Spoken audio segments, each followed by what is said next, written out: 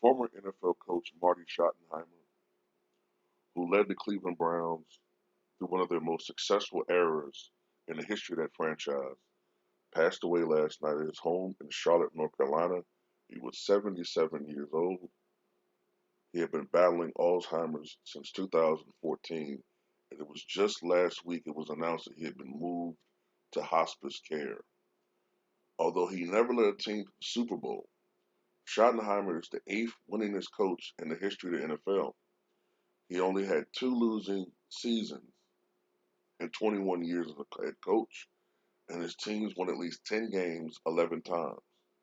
His 21 seasons ranked 13th all time, and his 613 career winning percentage is sixth among coaches with at least 20 seasons.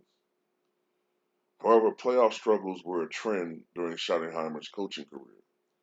He was 5-13 in the postseason, 2-4 with the Browns, but his coaching tree produced multiple Super Bowl winners.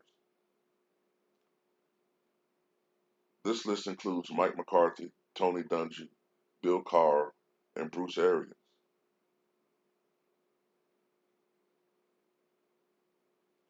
Schottenheimer became the Browns' defensive coordinator in 1980 and was promoted to head coach when the team fired Sam Rudigliani. I'm butchering that one. Rudigliano. There we go. Bing! Midway through the 1984 season. After a 1-7 start, the Browns finished 4-4 under Schottenheimer, who was named the full-time head coach the following season. With Schottenheimer in place, the Browns made four straight playoff appearances that included back-to-back AFC Championship games in '86 and '87, events that became known simply as the Drive and the Fumble in Cleveland. The Browns also won three AFC Central titles during that stretch, helping Schottenheimer's tenure become the franchise most successful since the late 1960s. Schottenheimer was 44-27 as Browns head coach. The 44 wins are fourth most in franchise history. Schottenheimer also became known for what is called Marty Ball, which is a conservative approach that includes a strong running game and defense. His 620 winning percentage with the Browns is third among Brown coaches with more than one season. He was 2-4 in the playoffs.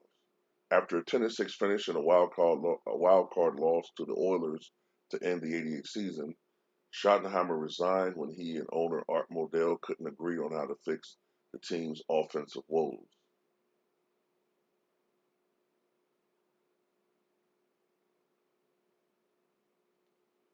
Schottenheimer also, of course, had a tenure with the Kansas City Chiefs, and he was hired as the head coach of the Chiefs less than a month after he left the Browns.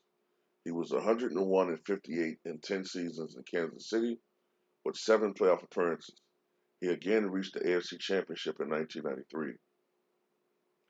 Schottenheimer went on to coach the Washington football team, formerly Redskins, for one season and the Chargers for five, and he was named NFL Coach of the Year in 2004 with the Chargers. His NFL coaching career ended two seasons later with a 14-2 record and a loss in the divisional round of playoffs. It was Schottenheimer's sixth straight playoff loss. In 2011, Schottenheimer was head coach and general manager for the Virginia Destroyers of the short-lived United Football League, leading the team to the league title. Schottenheimer's playing career lasted 6 years. The AFL's Bills drafted him in the seventh round overall out of Pittsburgh in 1965. He was also drafted that year by the NFL's Colts, but signed with the Bills, where he played linebacker for 4 years. Schottenheimer's one season as an NFL player was in 1970 with the Boston Patriots, the final year of his playing career.